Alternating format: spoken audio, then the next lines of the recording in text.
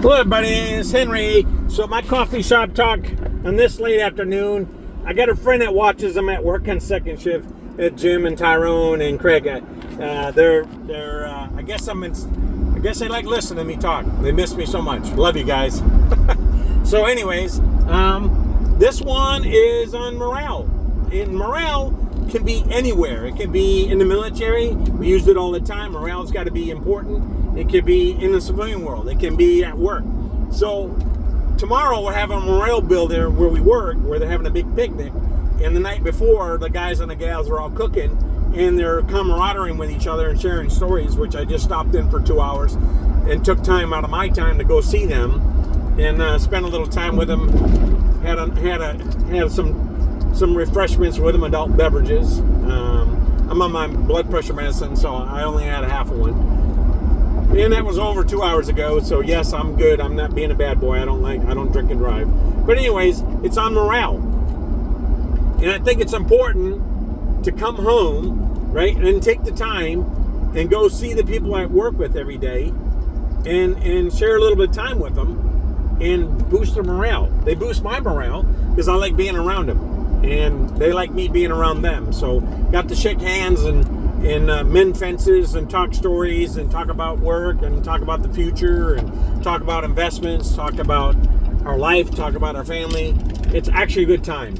And I encourage leaders to do that. It's important for you as a leader to instill morale in your people and build a bond with them. Show them that you're not above them, you're at the same level of them. And as a leader, you're willing to walk and talk and work alongside them. It's important. And so anyways, I just do these general talks in my truck. They're always in my head. And I go over the day all the time. I have this semi-photographic memory. And I just wanted to talk about what I was doing at 7 o'clock. Let's go 7:45 now. And I just texted my wife, told her I'm on my way home. So she knows I'm safe. And I communicate openly with her. And that's part of our morale and teamwork. And so she's like, go spend some time with the guys. It's important to you and me. And then tomorrow, I told her you need to come out with me. So I'm going to pick her up tomorrow after I get off work about 12 o'clock, probably 11. I'll go pick her up. And then I'll bring her back out here and we'll spend a couple more hours and have some eats and treats with the guys. We're going to get desserts. Last time they forgot them. So this time I said we'll pick up a bunch of desserts. So she'll go do that, I'm sure. She likes to go shopping. So, but morale is important. It's important as a team. It's a fundamental need of humans. It's part of the WIFM that I covered a long time ago in a coffee shop talk. The WIFM's important. What's in it for me? You know, hey, look at this. It's a beautiful sunset. I just want to catch some of it on the video. Look at that, eh? That's gorgeous. And that's part of morale. And it's a nice sunset while the guys are out there working and cooking. And they're enjoying each other, having adult beverages, enjoying the night, tasting each other's food, sharing some stories, and team bonding. That's important. Building networks and bridges. Everybody gets to see everybody.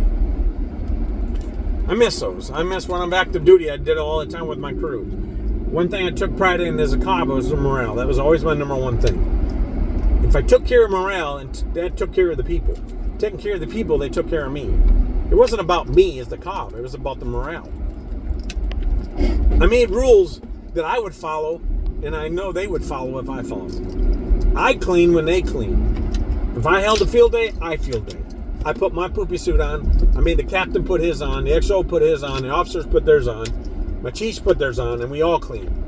There's nothing worse than have leadership standing over you with their hands in their pocket, barking orders at you, and looking down on you, saying, you know, one day you get to be a chief, you can do the same thing. If you breed that kind of culture and that's the way you look at your people, then they'll do it to each other. And then what happens is you really don't have a clean ship. And I noticed that on boats that had chief's quarters and officers that would do training while they were cleaning and expected everybody to clean up around them and serve them like servants. And what happened is the boat's morale was bad, the cleanliness of the boat was bad, the overall health of the ship sucked, and people didn't want to stay there. So it was hard to get them to re-enlist, and if they did re-enlist, they left. So your retention sucked because you had high re-enlistment. Yeah, you got to fly the flag, and you got all the accolades for high re-enlistment, but you had lower retention because they didn't want to stay there. They re-enlisted to get off. So that's all got to do with morale. Morale is the key to a leadership. morale and how the office or the work site or your people or business function is all based on morale. You can't throw money at morale. There's other things you got to do morale. It's how you talk to them. It's how you speak to them. It's how you relate to them. It's how you ask them how their day was, their family. It's how you take care of them, with them. And if you don't take care of the morale and you make them feel that they're accepted and wanted and not just some tool, then your morale will suffer, and then your production goes down and your cost goes up. They got to go hand in hand.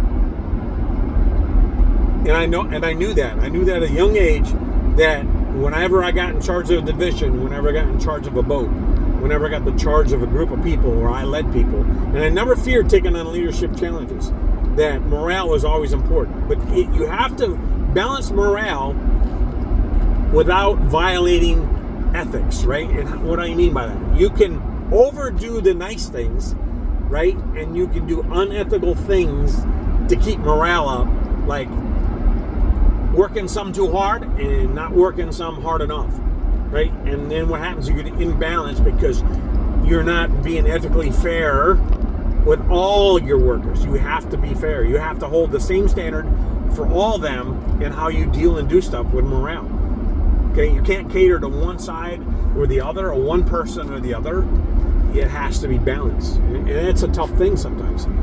But I'll tell you what, as a leader, if you keep your morale high as part of your vision in what you do, and do the most you can as that leader, and take care of the people and make them feel like they're accepted and wanted, then you'll be successful. Because morale encourages thinking, it encourages support, it encourages them to do better, it encourages them to be a better person. It's just all very, very healthy. That's the fundamental food you can feed a human, is keeping the morale where it needs to be. All right, I'm done. I think I've preached enough of that.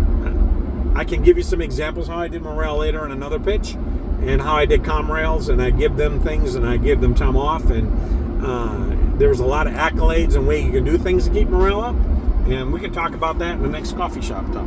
Anyways, I rambled on enough. My mind's been going on with my health and stuff, so I haven't done many coffee shops, and I'm trying to stay focused. But you know, when you're dealing with different health issues, you kind of get unfocused. But anyways, I'm getting back on track, and I want everybody to have a good night. And those that listen to me and willing to take time to listen to me, I wish you the best. Don't ever feel like you're alone. Somebody's out there to help you, and we can help you. All right, Henry out. Love you all. Take care and have a good night.